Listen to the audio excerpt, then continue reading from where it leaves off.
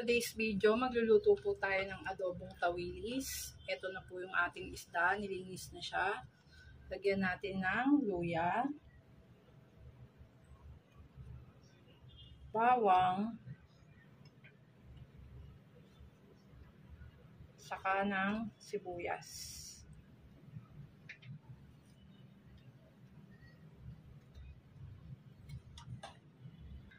Maglagay din tayo ng dahon ng laurel.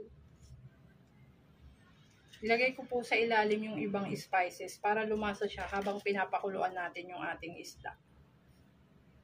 Lagyan natin ng paminta.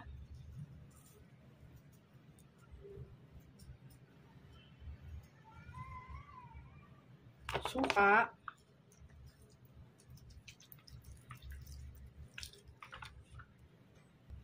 Toyo.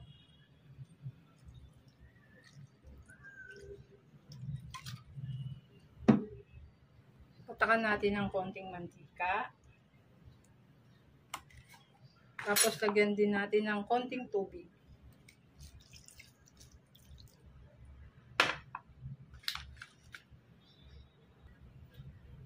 Haluin lang natin ng konti yung ating adobo para pantay yung lasa ng ating lulutuin.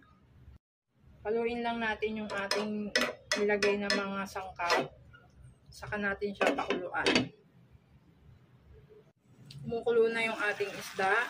Hayaan lang natin siyang kumulo hanggang medyo matuyo bago natin siya patayin sa apoy. Luto na po ang ating adobong tawilis. Pwede nyo rin po siya pakuluin hanggang sa matuyo para kung gusto nyo ng adobo sa tuyo. Salamat po sa panonood. Happy eating!